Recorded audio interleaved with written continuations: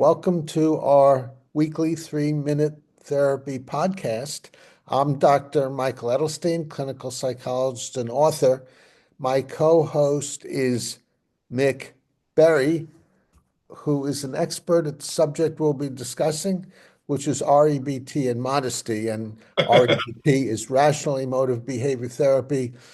It was a revolutionary approach to therapy in the 1950s, devised by Albert Ellis, and now it's more commonplace, often in the form of cognitive behavior therapy, which is largely the same as rational emotive behavior therapy. And the main premise is that our emotions don't come from situations themselves, but rather our emotions and our behaviors come from our thinking about situations. And Epictetus, a Roman philosopher, opined on that many years ago. I think it was around 100 AD. Do you remember when that was, Mick? No, that's correct. I was there. Yeah.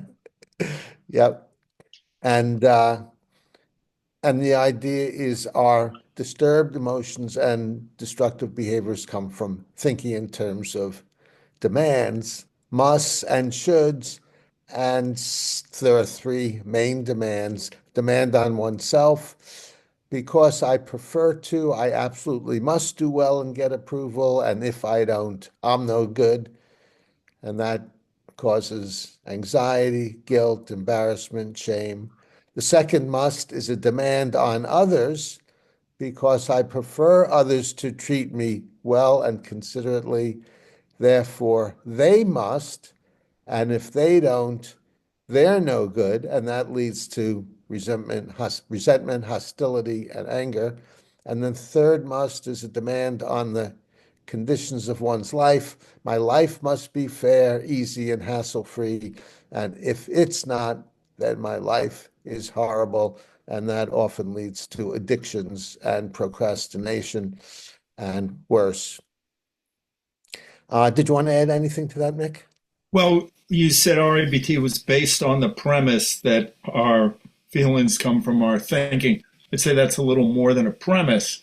It is based on the reality that our feelings come from our thinking. Yeah, I agree. I always seem to make that mistake. Yeah. But I would also say that I do think it's possible to have feelings without thought being connected to them, but that's very fleeting. In other words, if somebody slaps my arm, I'm going to feel bad about my arm, but then it'll hurt my arm, so I can have a physical sensation without any thought connected to it.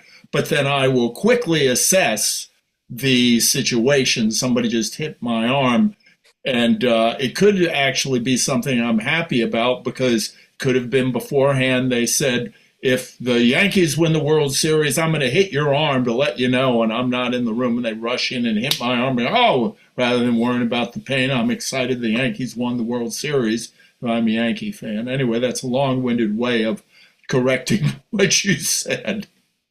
Yeah. And rather than going into that in more detail, let's get to the subject of today's podcast, which is rational emotive behavior therapy and modesty. And the general definition of modesty is the state of being unassuming in the estimation of one's own traits and abilities, but that could be immodesty if you have some of those musts, some of those demands, such as I must never draw attention to myself, and if I do, that makes me a great person. Or I must not be thought of as arrogant, and if I am, that's awful, terrible, and horrible. Or I must not be viewed as a self-promoter, and if I am, I can't stand it. Um, any other musts in there or demands in there, Mick, that you'd like to add? Well, I'm sure there are, but I'm not thinking of them right now. Yeah. Okay, and then there's reasonable modesty, which is comes from preferences. I prefer not to boast, but I enjoy mentioning my accomplishments and abilities in moderation. And I can share my abilities without feeling guilty or anxious. And I can unconditionally accept myself, whether I do well or poorly, or people think well of me or poorly of me. So those are some of the main rational and irrational ideas related to modesty. Mick? Well, I was going to say, I think this is a really good topic relating to REBT because REBT encourages people to rate their behavior while not rating themselves. I can exhibit or perform behavior which is good or bad, detrimental to me and detrimental to other people or the world, but I myself am not good or bad. I myself am not rateable. I've mentioned this to a few people, and they get easily confused about, oh, well, then REBT is telling people to think badly of themselves. No, REBT encourages people to not rate themselves at all, but simply rate their behavior. And when it comes to modesty, I think the obnoxious kind of immodesty, if I'm using the word immodest correctly, is when somebody considers himself a great person or a great human being or a great being and just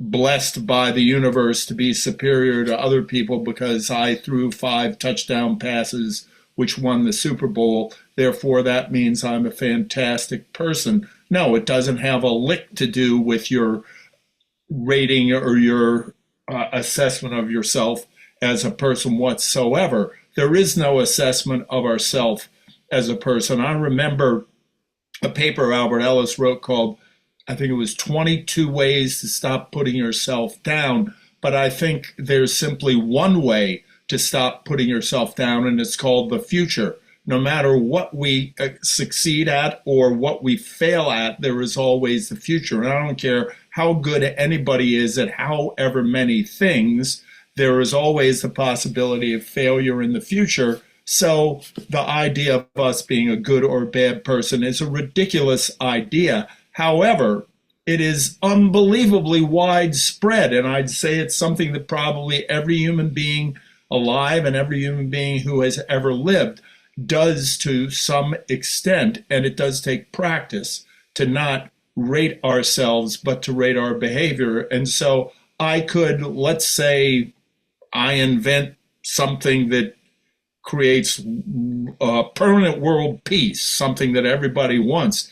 Even that doesn't mean that I'm a good or a bad person. It's simply some behavior that I've done which is beneficial to myself and other people. And a good example of this is many people are great at, like, well, Bertrand Russell was a fabulous philosopher and mathematician and did many things to help the human race.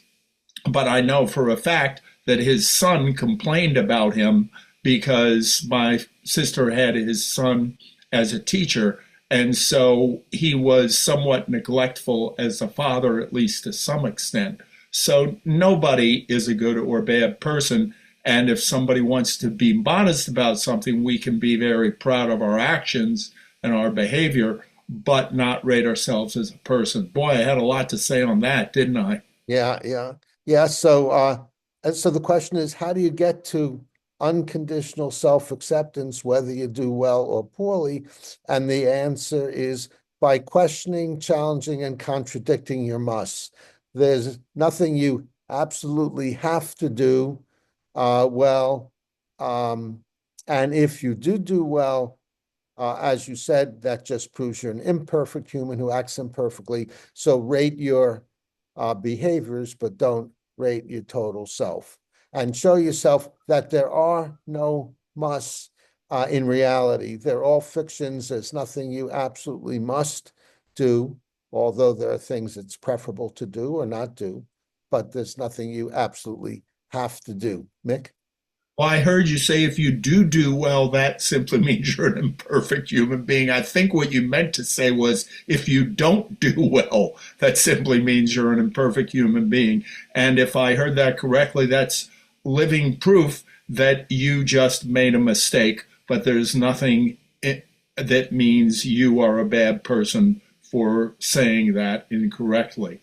Yeah, and if you do well, it means you're an imperfect human being you Oh, okay. You said that because correctly. that's your doing, that's not your being, and you're going to do poorly.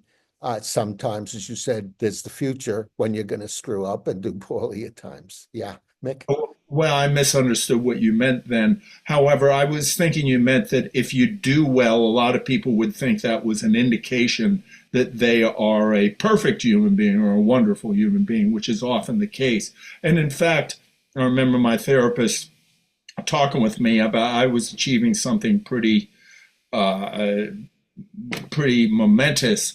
And I was telling him, yeah, it's a challenge to not rate myself by this. He said, yeah, it's hard not to when everybody's praising you up and down.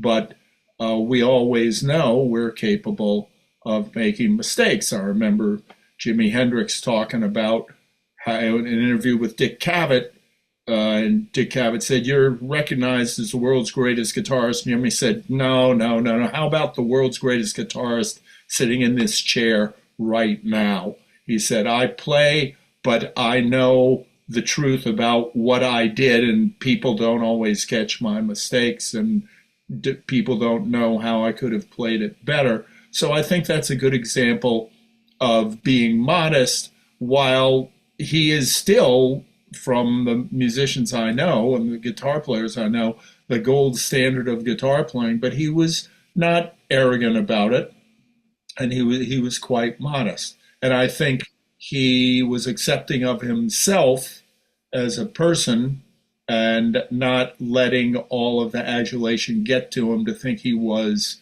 some momentous god, which we do see happens to a lot of people. They end up being having a great, seeing themselves in some sort of superhuman light when they're simply a human being and that's it. Okay, Mick, we have, you said you have a lot you could say about this. I'm sure you do, but we have limited time. So why don't we conclude now? Was there a brief last word you wanted to say? Well, I think you said, how do you achieve it? I think it's a matter of practice, looking on our behavior as something we can rate, but not rating ourselves and recognizing that we will fall probably into the habit of rating ourselves, but we can diminish that habit and increase the habit of not rating ourselves, but rating our behavior. However, also unconditionally accepting ourselves. USA, unconditional self acceptance. Yeah. And my last words are the way to get there is by identify your demands, your musts and shoulds, question, challenge, and contradict them again, again, and again. Okay, thank you, Mick, for your great participation. I'm Dr. Michael Edelstein, clinical psychologist, and thank you, Chris Rossini, our tech engineer. Give us a thumbs up and a like if you found this valuable. Suggest subjects for future podcasts. That's always welcome. And volunteer if you'd like to be a guest. It's been a long, long time since we had a guest. And subscribe to the 3 Minute Therapy Podcast to do what, Mick? To stay on the rational side of life and not put yourself down if you don't achieve it as consistently as you'd like, and to not raise yourself up on a pedestal if you do achieve it 99% of the time. Very good.